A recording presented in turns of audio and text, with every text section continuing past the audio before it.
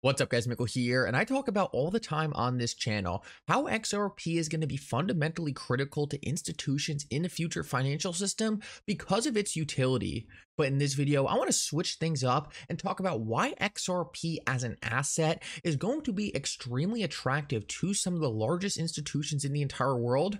Right now, in our current financial system, institutions invest in assets all the time that barely have any utility, but they invest in them out of speculation. In this video, I want to talk about how XRP stands up against other top cryptocurrencies as a speculative vehicle, because there is no doubt in my mind that this is going to be a significant thing that institutions are doing in the future and is going to be a large thing that drives XRP's price going forward. Like always, your support means so much to this channel. If you enjoy these videos, make sure to take a quick second to like this video and subscribe to my channel. It's really going to help me out so much. Also, if you ever need a good place to buy some XRP or the Flare token, make sure to check out my favorite exchange Uphold down in the description of this video.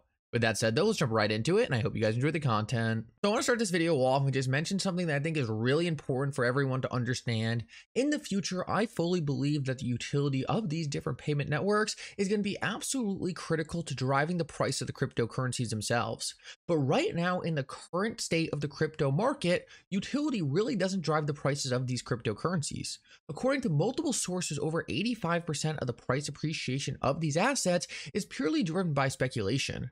Now, this is not a bad thing at all. Right now in the currency market, yes, fiat currencies, the currencies you and I use every day, 85% of the price of those currencies and volume is driven by speculation. So speculation isn't some bad thing. Speculation is something that drives markets all around the world.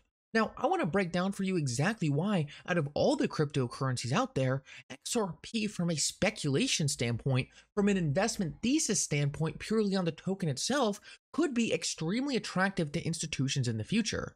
And I want to start off and just compare and contrast some of the major cryptocurrencies. Right now, the two biggest cryptocurrencies used to speculate on by institutions are Bitcoin and Ethereum. And the main reason it's like that is purely because institutions feel that those are the two with regulatory clarity. Now, me personally, I would kind of disagree with that. I think XRP has more regulatory clarity than Ethereum for sure, and possibly even Bitcoin. But these institutions are very slow moving. For the last couple years, they have been just as confused by the SEC as we were, and most of these institutions saw the SEC come out and say Bitcoin and Ethereum are not securities, so they took that as regulatory clarity. So ignoring the fact of whether or not I think that's right, makes sense, or was even proper, let's just ignore that for now and understand that the main reason why Bitcoin and Ethereum have the largest market caps out of every other cryptocurrencies is because institutions have felt that they were given the green light to speculate on those assets. So many people try to make it sound like Ethereum has such a high market cap, has had so much price appreciation because of the fact that so many different projects are building on it. Guys, I don't think that's true. And I can prove this with a very simple example. Take a look at something like Dogecoin. Dogecoin actually has a higher market cap than Polkadot, despite the fact that Polkadot is one of the most highly developed chains out there. There are so many different projects building on Polkadot, and yet Dogecoin has a higher market cap, which almost no one is building on. Why is that the case? Because Dogecoin has more speculators. Right now, despite what I think is going to be important in the future, the most important thing for these cryptocurrencies in terms of price appreciation is speculation. And that's why I really want to focus on speculation in this video. It fundamentally is the thing that is driving prices right now.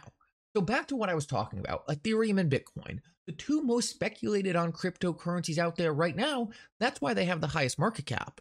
But I want to break down for you why I think that's going to change, and institutions are ultimately going to pivot to an asset like XRP. So as we all probably know very well now, one of the most important things for investing in any asset is whether it's inflationary or deflationary. Inflationary simply means that your asset, the asset you're holding, is getting less and less rare over time, while deflationary means that your asset is getting more and more rare. You get more stake in whatever that asset is. If you were holding 10 of a Pokemon card for life and there's only 100 of those Pokemon cards, well, your 10 are going to have a certain value. But if over time there's only 90 of those Pokemon cards and then 80 because they're getting lost and destroyed, well, your Pokemon cards are getting more valuable because there's simply less of them out there for other people to speculate on. People are going to have to pay more for yours because there's less people out there for them to get that exact card from. So what we're seeing in these cryptocurrency networks is actually a big problem in terms of Ethereum. Ethereum is one of the most highly speculated on cryptocurrencies out there,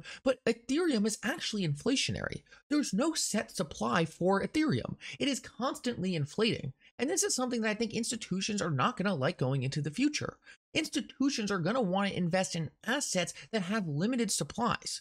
Ethereum is constantly inflating. Now, Ethereum can technically sometimes go deflationary, but right now, Ethereum is inflationary. Something like XRP is not inflationary. It has a capped supply. There will only ever be 100 billion XRP out there, and because of that, institutions know that XRP will always be deflationary.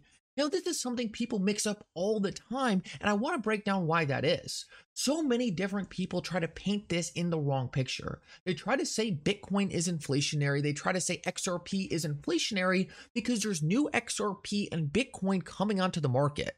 Guys, circulating supply does not define inflation. Inflation refers to the entire asset class. So every single year, we have more XRP come onto the market through Ripple's escrow, just like we have more Bitcoin come onto the market through miners. You can say that the circulating supply is inflationary, but that does not mean the asset is inflationary. There will never be more XRP. There will never be more Bitcoin than the 21 million. And the reason this is so important to wrap your head around is because these are features that are going to be critical to institutions investing large amounts of money in these asset classes.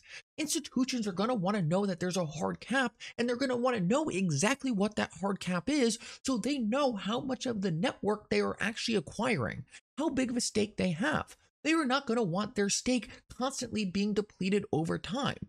Institutions do anything right now to try to find deflationary assets. They try to call gold deflationary or anti-inflationary, but the fact of the matter is more is mined every single year, and institutions still dump billions to trillions of dollars in gold. They are going to want assets that are actually deflationary, and XRP and Bitcoin are two assets that are deflationary. Now, I would argue that XRP is even more deflationary than Bitcoin because of the fees being burned, as well as people losing wallets and whatever else they do with their coins. But at the end of the day, both of these assets have a hard cap, and the total amount of coins is being depleted every single day. Now, for me, this is absolutely critical to institutions becoming interested in one of these assets. And it's one of the biggest reasons why when I look at XRP, I think it's one of the tokens with the best tokenomics out there outside of Bitcoin. It's so simple. There's a hard cap, and more is being removed from the ecosystem every single day. So many people try to FUD XRP and say, oh, Ripple has so much, they're dumping onto the market, XRP is inflationary, but those people don't understand how this all works. In typical stocks in the traditional financial system, market cap is decided based on how many shares institutions know about. So that means even if there's shares that aren't in circulating supply, but an institution or a stock or the owner of a stock says, hey, we're going to be issuing more of these shares, well, institutions say, okay, that's fine. We'll calculate that into the market cap because we know those shares are coming. The same exact thing is true for Ripple's escrow and that XRP. Institutions know that XRP is there. They know exactly how much XRP is going to come onto the market. So it's not inflationary or it's not some risk to the institutions. They can factor that in because they know it's there.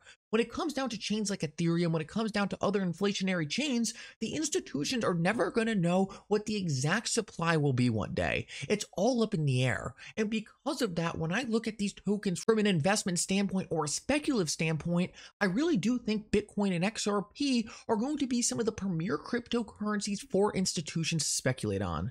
Like I said, right now, speculation is one of the largest things that has really driven the price of these cryptocurrencies. It's why Bitcoin and Ethereum have had such an edge on the rest of the market. But I really do think that is going to change. And as institutions become more educated what's going on in this asset class, I think they're going to look for the cryptocurrencies that really do have good tokenomics and really do act as stores of value. In my eyes, XRP and Bitcoin are on the top of the list for that.